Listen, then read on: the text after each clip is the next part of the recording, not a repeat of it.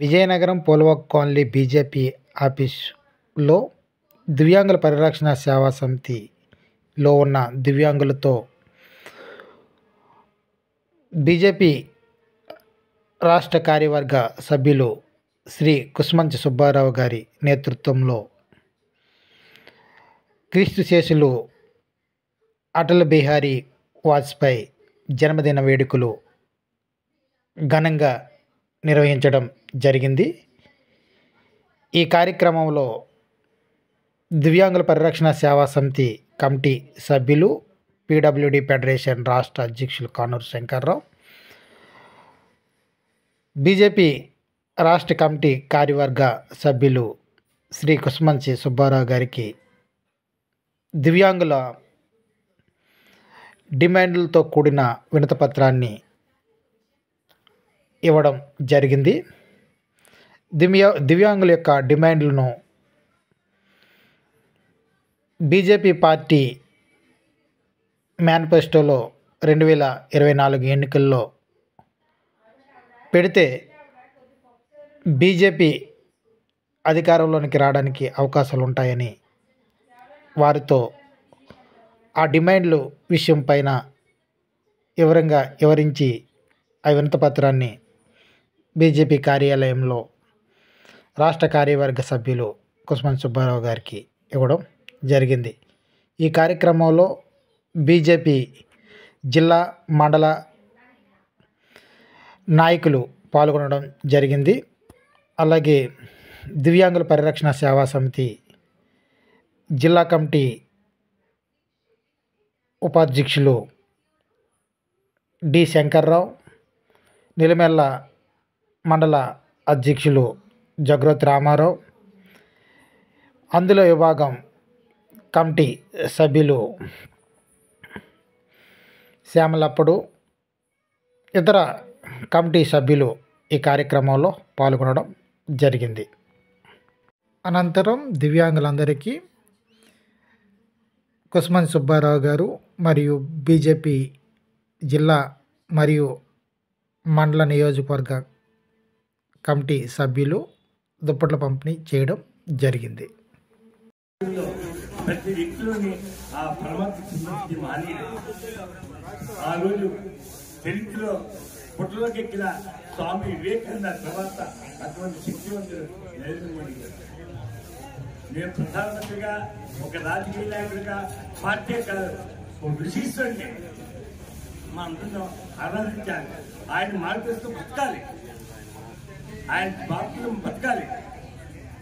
మోడీ గారు ఇవి చేసేది అవి చేసేది కాదు. మీకు ఏంటంటే ఏంటి అందలేదు, ఇది బాధ్యత. మోడీ ఎలా చేసేది ఇచ్చేది కాదు.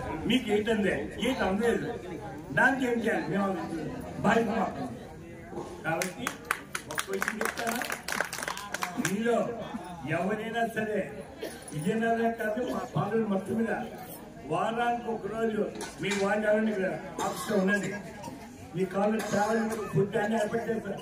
మీకు వచ్చిన సమస్యలు ఇక్కడ మీ ద్వారా అన్ని కార్యక్రమాలు చేయిస్తారు. మేము చేస్తా ఉంటాం కానీ చేయలేం. మీరు ఒక ఎప్పుడు తీసుకొచ్చండి, ఈ కాలు అన్ని ఏర్పాటు చేస్తాను వాళ్ళకి ఒకసారి. ఎందుకంటే మీకు కాదు, అనేక మంది 1 లక్షల మంది ఉన్నారు. అందరి సమస్యలు కూడా మనం సమాధానం చేసే పద్ధతిలో ఉండాలి. ఈ విధంగా మేము ఏం చేయాలి అనేది ఆలోచిస్తున్నాం. మళ్ళీ చెప్తున్నాను, మీ ఎవరికైనా సరే ఏంటి వాళ్ళు పక్కనే అవుతున్నారు, వాళ్ళు ఇబ్బందిగా ఉందండి, వాళ్ళు ఇబ్బందిగా ఉందండి, ఒక వెనక ఉంటే ఎవరు లేరండి రండి. అటువంటి వాళ్ళు ఎవరైనా ఉంటే మేము ఆశ్రమాన్ని తీసుకెళ్ళిపోతాం. వాళ్ళు చనిపోయి బుద్ధి బాధ్యత తీసుకుంటాం. బాధ్యత మాది. రూపాయి ఎవరు కట్టలేదు, ఎవరికి శుభాశలేదు. ఇంకొక విషయం, మీ వికలాంగులు అంటే ఒప్పండి, దివ్యాంగులే.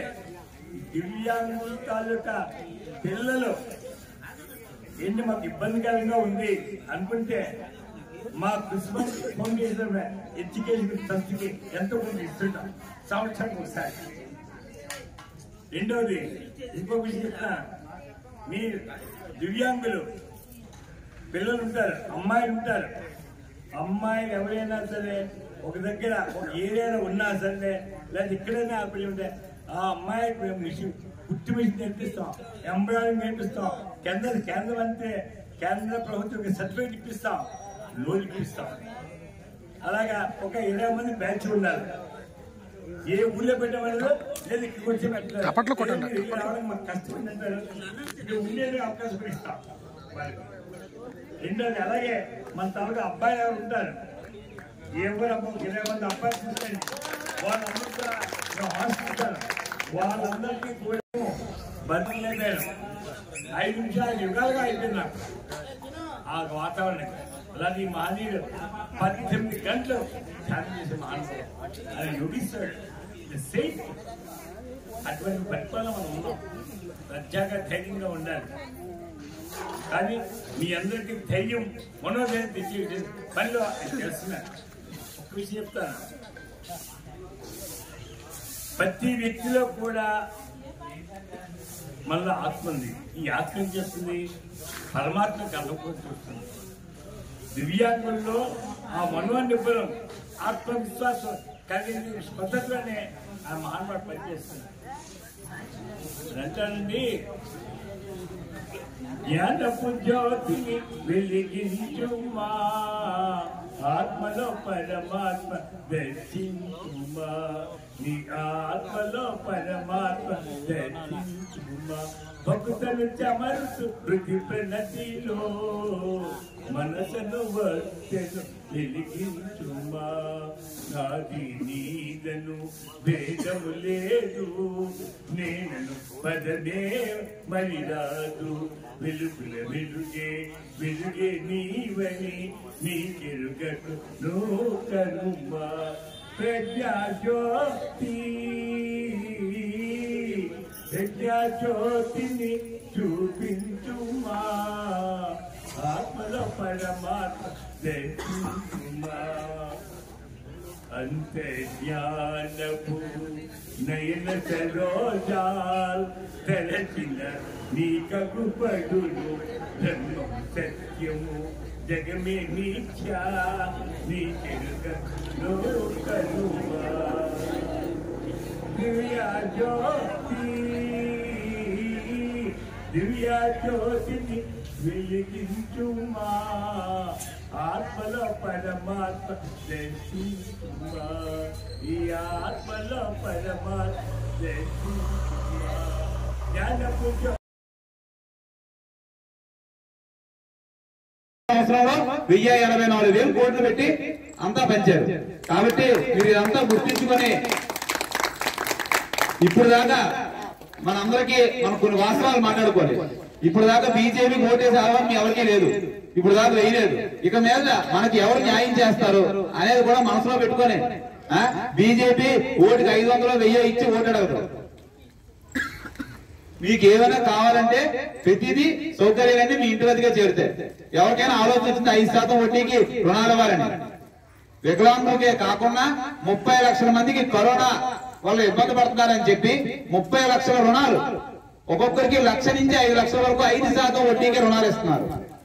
కరోనా వల్ల ఇబ్బంది పడుతున్నారని ఫ్రీగా రైస్ 8 సంవత్సరాలు 2020 నుంచి 28 వరకు 8 సంవత్సరాల పాటు ఉచితంగా బియ్యం మనిషికి 5 కేజీలు, ఇంట్లో 5 ఉంటే 10 కేజీలు ఉచితంగా బియ్యం. మీ అందరికీ తెలియట్లేదు, ఎందుకంటే డబ్బు ఎవరు ఇస్తున్నారో మీ వాళ్ళు చేరట్లేదు. కాబట్టి మీరందరూ ఇదంతా గుర్తించుకోండి. మీకు కూడా ఎవరికైనా ఏదైనా ఇబ్బందులు ఉంటే అవన్నీ సుబ్బారావు గారి దగ్గర నుండి చూస్తారు. మీకు ఎవరికైనా ఏ ఉపకరణాలు అందపైనా ఏమున్నా రిజిస్ట్రేషన్ ప్రాసెస్ కంటే సుబ్బారావు గారు ఇక్కడికి వచ్చి మీరు చేయొచ్చు. మీ రాష్ట్ర అధ్యక్షులు కూడా మీకు అందుబాటులో ఉంటారు. కాబట్టి ఈ అవకాశాన్ని సద్వినియోగం చేసుకుని మీరందరూ మీ కాళ్ళ మీద మీరు నిలబడడానికి కావాల్సిన రుణ సదుపాయం కూడా కేంద్ర ప్రభుత్వం కల్పిస్తుంది. ఈ అవకాశం సద్వినియోగం చేసుకోవడం కోరుకున్నాం. థ్యాంక్ యూ అండి. కేంద్ర ప్రభుత్వం అందిస్తుందని మీ అందరికీ తెలుసు. అందులో ఏవైనా మీకు అందలేనట్లయితే రిజిస్ట్రేషన్ అయ్యి అందకపోయినా మా ఈ కార్యాలయాన్ని కానీ అలాగే మీ ఉపాధ్యక్షులు శంకర్రావు గారిని కానీ మీరు కలిసినట్లయినా మీకు ఏవైతే రావాలో అవన్నీ కూడా మేము అందిస్తామని ఈ సభాముఖంగా తెలియజేసుకుంటున్నాం. నరేంద్ర మోడీ గారు ప్రధానమంత్రి అయిన తర్వాత ఆయన చెప్పారు, ఎంతో మంది ప్రధానమంత్రులు చూసాము కానీ నరేంద్ర మోడీ గారు లాంటి ప్రధానమంత్రిని చూడలేదు అని ఆయన చెప్పారు. అది మాత్రం అక్షరాల నిజం. భారతదేశానికి ఎంతో మంది ప్రధానమంత్రులు వచ్చారు. నరేంద్ర మోడీ గారు భారతదేశాన్ని ప్రపంచంలో కల్లా ఒక గొప్ప దేశంగా, ఒక గొప్ప ఆర్థిక అభివృద్ధి చెందిన దేశంగా ఉండాలి, తీసుకువెళ్లాలనే ఉద్దేశంతో ఒక మంచి ఆశయంతో పనిచేస్తున్నారు. ఆయన ఆశయాన్ని మేమందరం కూడా, అలాగే మీరు కూడా ఆయన ఏదైతే కలలు కన్నారో, గతంలో అటల్ బిహారీ వాజ్పేయి గారి కళలో కన్న రాజ్యాన్ని తీసుకురావడం కోసం నరేంద్ర మోడీ గారు పనిచేస్తున్నారు. అలాగే నరేంద్ర మోడీ గారు ఏదైతే ఆశయంతో పనిచేస్తున్నారో మనమందరం కూడా ఆయన ఆశయాన్ని సాధించడానికి మనవంతు సహాయంగా రేపు ఎన్నికల్లో, రాబోయే ఎన్నికల్లో మళ్ళీ మన భారతదేశానికి నరేంద్ర మోడీ గారే ప్రధానమంత్రి అవ్వాలి. నరేంద్ర మోడీ గారు మన దేశాన్ని రక్షణగా ఉన్న ఒక ముఖ్యమైన వ్యక్తి. రామరాజ్య పరిపాలన కోసం ఆయన ఆర్ఎస్ఎస్ కృషి చేస్తూ మనం 400 నుంచి 450 ఏళ్లుగా కలలు కన్నా అయోధ్య రామ మందిరాన్ని మనకి తీసుకొచ్చిన ఘనత ఒక భారతీయ జనతా పార్టీకి అని ఈ సందర్భంగా తెలియజేసుకుంటున్నాం. ఏమా అంటే సందర్భంగా మన వికలాంగ తరపున నుంచి నాకు ధన్యవాదాలు సమర్పిస్తున్నానండి. అలాగే మన వికలాంగ తరపున నుంచి రాష్ట్ర ప్రభుత్వం అలాగే కేంద్ర ప్రభుత్వం చాలా పథకాలు ఇవ్వడం జరుగుతుందండి. అందులో మనకి ఈ మధ్యకాలంలో వచ్చిన బ్యాటరీ వెహికల్ కానీ, స్కూటీలు కానీ, ప్రైవేట్ సైకిల్ కానీ, ఖాళీ బస్సు కానీ ఇవ్వడం జరిగిందండి. మీకు ఎవరైనా ప్రైవేట్ కావాలనుకుంటే మన తరపు నుంచి కూడా పెట్టుకోవచ్చు. సార్ హామీ ఇచ్చారు. మనం ఎవరికైనా ఇంట్రెస్ట్ ఉంటే మన దగ్గర ఉంది, మనం ఇస్తే మనం తీసుకొచ్చి ఈ యొక్క కార్యక్రమం సబ్మిట్ చేద్దాం. వాళ్ళ ద్వారా మాకు సపోర్ట్ తీసుకొని అల్లాకొల్లగా ఉండి ఇందాక గాంధీ ఎమర్జెన్సీ కూడా టైంలో పెట్టడం జరిగింది. కాబట్టి ఈరోజు నేషనల్ హైవే కానీ ఈరోజు దేశంలో సంవత్సరం ఒకే ఒక వ్యక్తి వాజ్పేయి గారు. అది ఎవరికి మనకు తెలియకపోవచ్చు, చదువుకున్న ప్రతి స్టూడెంట్ కూడా తెలుసు. కానీ అది మనం తీసుకోలేకపోతే మన దౌర్భాగ్యాలు, మన నాయకుల దౌర్భాగ్యాలు. కేంద్ర పథకాలు వికలాంగులకి సుమారుగా 42 పథకాలు కేంద్ర ప్రభుత్వం అమలు చేస్తుంది. అది కానీ ఇన్ని వెలగొని ఆలోచన అంత మానాడు వాళ్ళకి అంతా తెలిసినట్టే మేము 10 మంది చెప్పాలని సరిగ్గా పనిచేయాలని వారు అన్నారు.